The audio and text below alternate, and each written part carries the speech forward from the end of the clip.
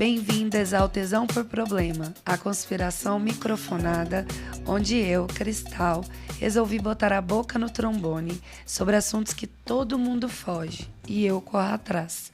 Olha, antes de mais nada, sim, eu tô rouca. Eu fiquei dias pensando se eu gravaria ou não esse piloto assim. Será que eu adio mais uma semana? Será que eu espero a voz voltar? Será que eu refaço depois? Eu tive muitas dúvidas. Mas, justamente por isso, eu decidi fazer o piloto mesmo assim. Porque esse é exatamente o tema do podcast. A vida vem, acontece, a gente fica rouca. E daí? É motivo para a gente deixar de falar? Nem sei se esse episódio vai ao ar de verdade ou se vai ficar perdido no cemitério dos meus projetos, que começam empolgantes e terminam, digamos, abandonados. Às vezes a gente passa tanto tempo esperando as condições ideais que a vida passa e a gente não fez nada. Esperando o momento perfeito, a voz perfeita, o estúdio perfeito. Enquanto isso, o mundo segue girando sem ouvir o que a gente tem a dizer. É sobre isso que eu quero falar. Sobre ter tesão pelo problema em vez de medo dele. Sobre ver na imperfeição, no erro, no obstáculo, não um impedimento, mas um convite à criatividade. Uma voz rouca não é o fim da expressão.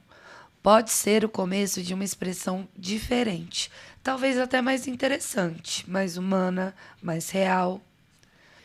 Tem uma frase linda do poeta Manuel de Barros que diz: "O que sustenta a encantaria do mundo são as coisas jogadas fora." São os cacos, são os erros, são as sobras, os defeitos. É ali, Bizer, que mora a magia verdadeira. Não no que é impecável, mas no que é imperfeito e exatamente por isso único. Sabe aquela coisa de gravar o primeiro episódio? É tipo a primeira transa. Geralmente é meio estranho, a gente não sabe direito onde colocar as mãos, ou nesse caso a voz, mas foda-se. Vamos experimentar juntos? E já que a gente está falando de erros como portais, me veio uma história. Londres, 1928. Um cientista escocês chamado Alexander Fleming volta de férias e, Mona, ele encontrou o maior caos no laboratório. As placas de Petri dele todas contaminadas com um fungo nojento e esverdeado. Se fosse qualquer um de nós hoje, ia tirar foto, postar no grupo do WhatsApp e dizer: gente, olha que merda, tudo na minha vida dá errado, voltei de férias e tá tudo cagado. Mas o Fleming, ao invés de tacar fogo em tudo e recomeçar, ficou observando aquela zona e notou algo bizarro. Onde o fungo crescia, as bactérias ao redor simplesmente morriam.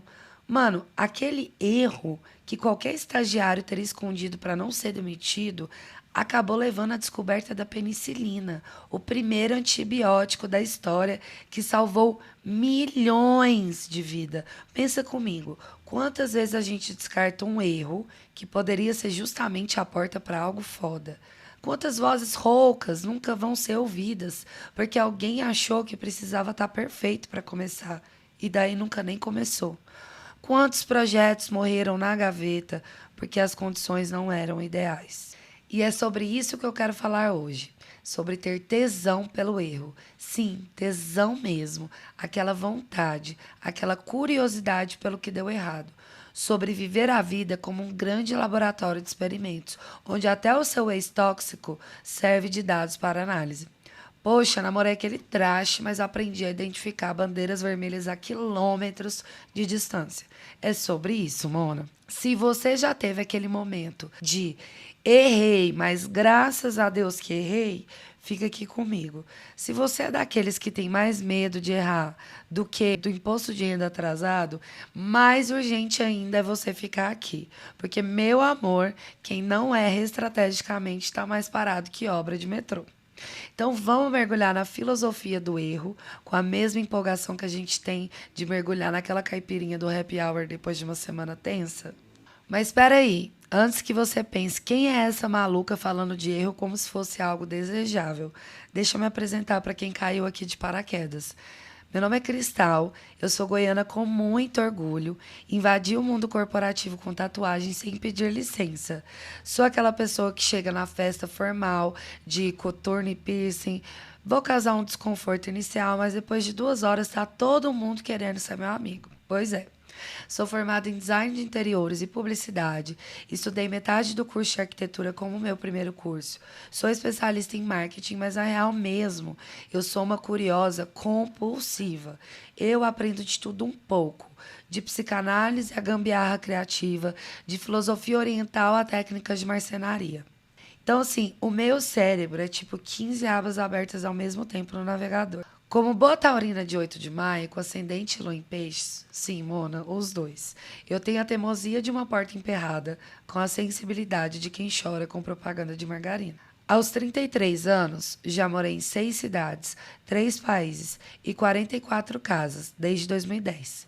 44, gente. A minha missão hoje é desetiquetar criativos das regras que sufocam sua magia. Deseducar é a minha vocação. É tipo ser coach, só que ao contrário. Em vez de te vender fórmulas prontas de sucesso, eu venho te libertar delas. Ah, mas todo mundo faz assim. Foda-se. Ah, mas todo mundo foda-se. A gente vai tentar diferente. Mas o mais importante, eu sou uma experimentadora compulsiva da existência. Eu vejo o mundo como um gigantesco reality show antropológico, onde a gente pode mudar as regras do jogo.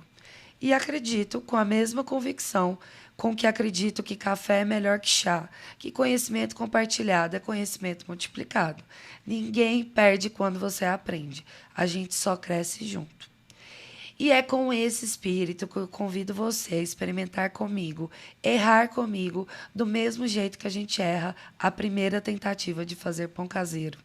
Sei lá se você já fez, mas se você fez, lembra daquela primeira vez? Aquele que parecia uma pedra? Pois é. Bom, agora deixa eu te contar sobre um dos meus erros mais deliciosos, desses que a princípio parecem uma catástrofe nível Chernobyl, mas acabou virando uma comédia romântica. Há uns 13 anos, em 2012, quando o marketing digital ainda era tratado como uma modinha que vai passar, eu cometi a grande heresia de criar uma agência 100% remota.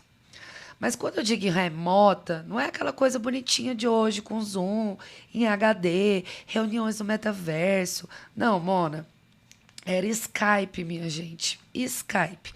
Era tão ruim que quando caía a internet, eu achava que tinha morrido alguém do outro lado da linha. Eu atendia todos os meus clientes assim, todos. De casa, de cafés ou de qualquer lugar com uma conexão de internet minimamente estável. O que hoje parece normal, na época era tipo dizer que você atendia seus clientes por telepatia. Os meus pais, dois marqueteiros tradicionais e muito bem-sucedidos, olhavam para minha escolha com uma cara de enterro. Nenhuma empresa vai te contratar assim. Você está desperdiçando seu potencial. Eles viviam me alertando. Traduzindo na linguagem sincera de família, era tipo, filha, você vai morrer de fome e vai ter que voltar para casa com o rabo entre as pernas. E eu entendia o ponto deles. Não era loucura o que eles pensavam. A louca ali era eu mesma. O networking presencial, o olho no olho, o cafezinho no corredor. Essas coisas eram consideradas sagradas no marketing, no meio executivo. Era tipo os 10 mandamentos do marketing. E o primeiro era: não trabalharás em pijama. Mas, assim, algo dentro de mim, talvez aquela, não sei, intuição pisciana misturada com a teimosia taurina, insistia que havia um outro caminho. Sem perceber, eu estava surfando a primeira onda do que anos depois seria chamado de nomadismo digital. Basicamente, eu era a hipster do trabalho remoto. Eu trabalhava de casa antes de ser cool. E como todo pioneiro, eu levei muita pedrada. Puta que pariu. Muita. Os clientes perguntavam se a minha empresa era realmente séria. Muitos contratos não eram fechados por conta disso. A família ficava preocupada com a minha sanidade mental. E sim, teve aquela solidão gigante. Até mesmo os meus amigos ficavam preocupados. E sempre batia aquela dúvida, tipo, 3 da manhã. Será que todo mundo tá certo e eu tô errada? Mas sabe o que aconteceu? Esse erro me transformou numa especialista em comunicação remota quando ninguém ligava para isso. Me obrigou a documentar processos com mais clareza que manual de montagem do IKEA. Me ensinou a criar conexões profundas, mesmo através das telas. E aí, bum, veio a pandemia. De repente, todo mundo desesperado, tentando aprender a fazer o que eu já dominava há uma década. O erro, que devia me transformar numa fracassada, me transformou numa visionária. A fase que deveria passar super rápido acabou se revelando a antecipação de uma transformação global. E a reviravolta mais deliciosa é que esse erro me revelou minha verdadeira vocação. Atendendo remotamente, eu precisei desenvolver uma capacidade absurda de observação de padrões humanos, nuances comunicacionais, coisas que normalmente passam batido em reuniões presenciais, porque está todo mundo preocupado se tem batom no dente.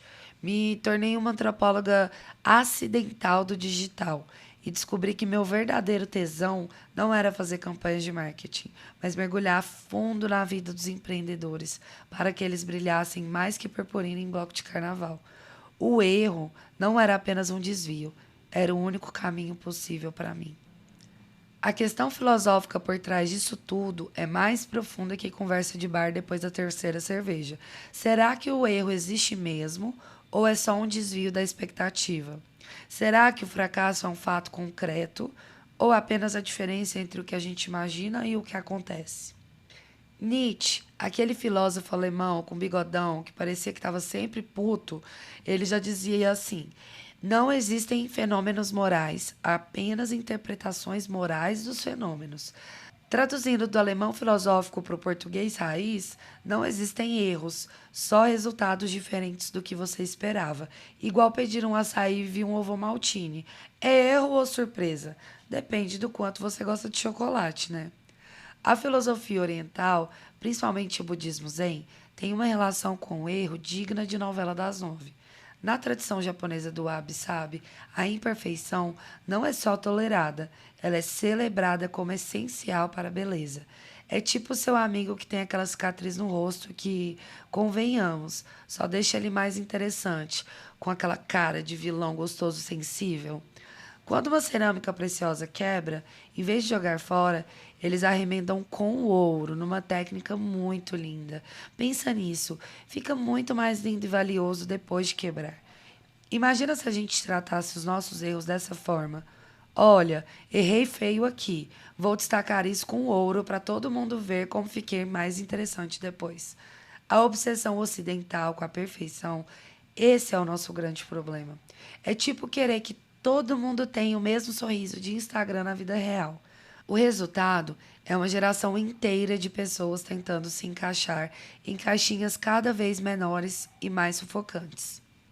Albert Camus tem um livro chamado O Mito de Sísifo, que não tem nada a ver com rinite, Mona. O Sísifo foi condenado pelos deuses a rolar uma pedra montanha acima, todo dia só para vê-la cair de novo. É basicamente você limpando a casa quando tem filho pequeno, ou cachorro, gato que solta pelo pra caralho. Camus dizia que Sísifo encontra liberdade ao aceitar esse ciclo aparentemente inútil. É preciso imaginar Sísifo feliz, ele dizia. É quase budista isso, a aceitação do absurdo como caminho para a liberdade. Do ponto de vista antropológico, as culturas que mais evoluíram foram justamente aquelas que institucionalizaram o erro. Pensa no carnaval brasileiro. É literalmente um período onde as regras normais são suspensas. É um gigantesco laboratório social onde as pessoas podem experimentar outros papéis, outras identidades, outras formas de existir.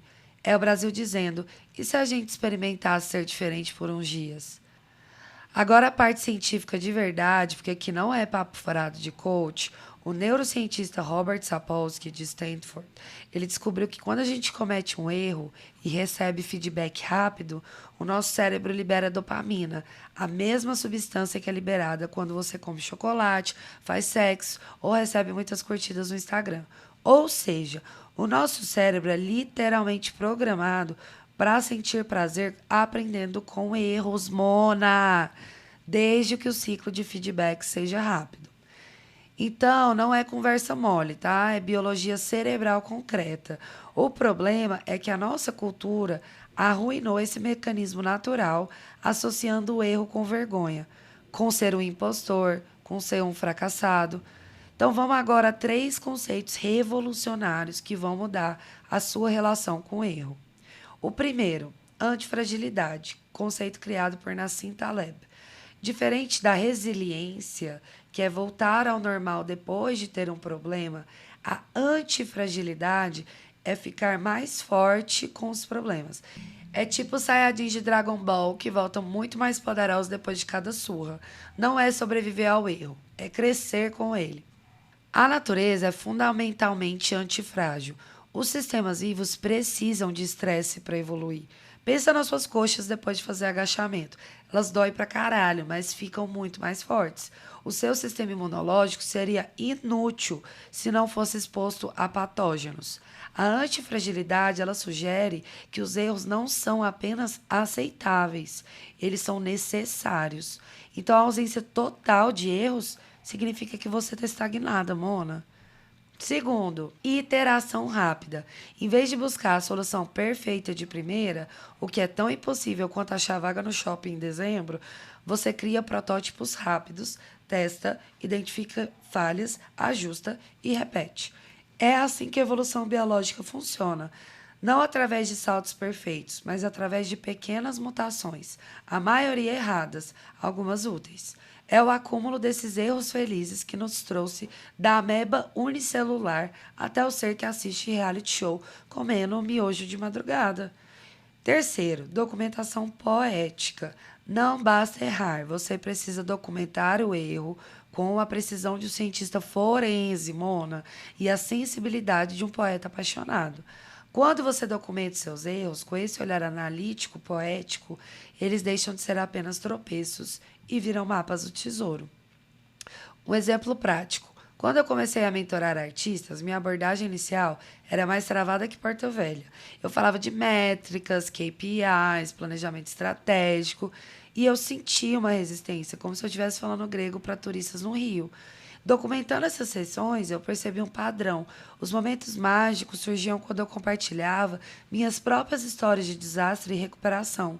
Então, numa epifania digna de comercial, eu transformei minha metodologia. Cada sessão agora começa com o que eu chamo de confissão estratégica, uma história autêntica de quando eu errei espetacularmente. O resultado é inacreditável. A vulnerabilidade estratégica cria uma conexão real. Os artistas começaram a ver os seus próprios erros não como provas de quem eram impostores, mas como dados preciosos para a própria evolução. Então, eles passaram a experimentar mais, a documentar melhor, a evoluir mais rápido, não porque eu ensinei uma técnica revolucionária, mas porque eu dei permissão para eles errarem sem drama, sem peso, sem culpa. Quando a gente estuda os grandes movimentos artísticos, a gente encontra esse mesmo padrão, o erro deliberadamente abraçado como método. O tropicalismo brasileiro, ele misturou o que ninguém imaginava misturar. O jazz transforma notas erradas em inovações harmônicas. O poeta Manuel de Barros, que é tipo o vovô mais doido e genial da literatura brasileira, escreveu: no descomeço era o verbo, só depois é que veio o delírio do verbo. O erro aqui, Mona, é esse delírio do verbo. São conexões que a lógica normal não permite, mas que abrem portas para novos mundos.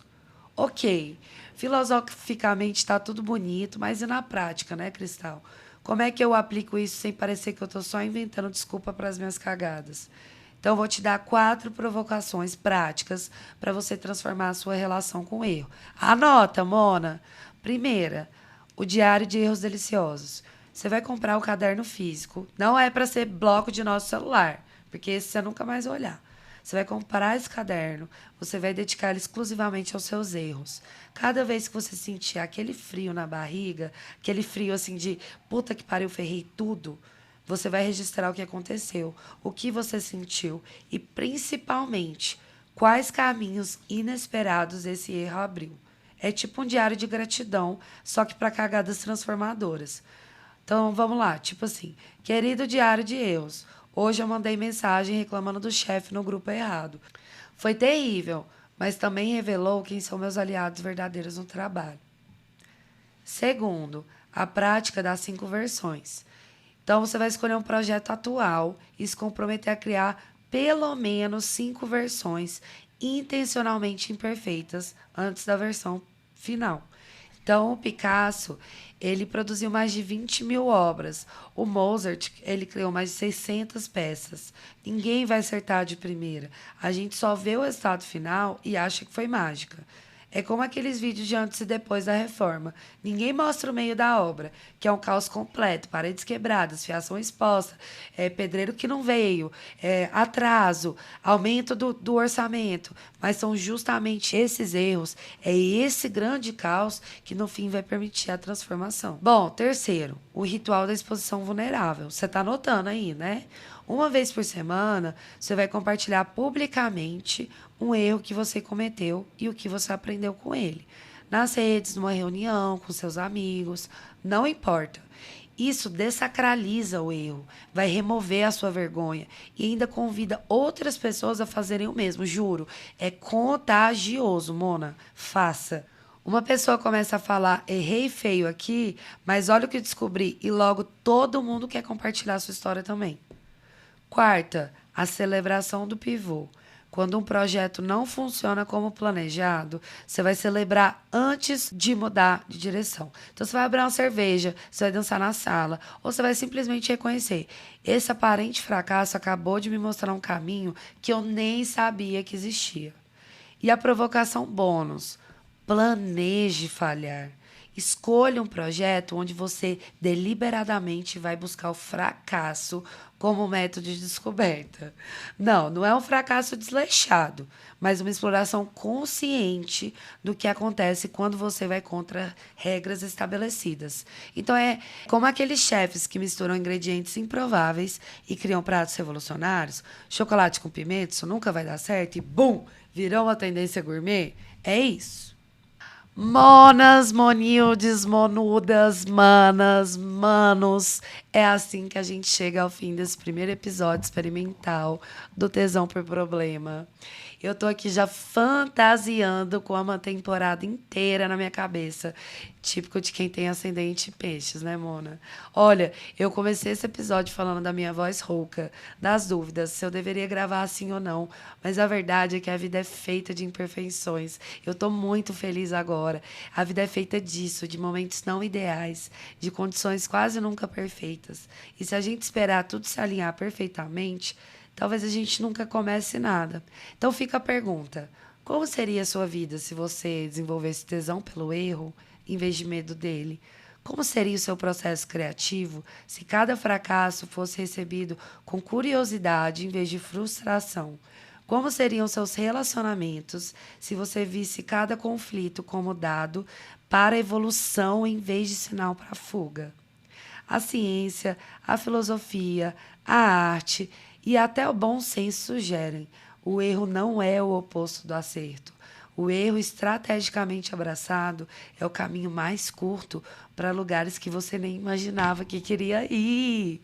Se esse papo te provocou, te deixou pensativa, ou te fez dar risadas, te fez sentir coisas extraordinárias, compartilha com aquela pessoa perfeccionista que você conhece. Todos nós temos pelo menos uma dessas na vida. E me conta aqui nos comentários qual foi o erro mais deliciosamente transformador da sua vida. Olha, não deixe de me seguir no Instagram. É CristalBiz, ChrystalBiz.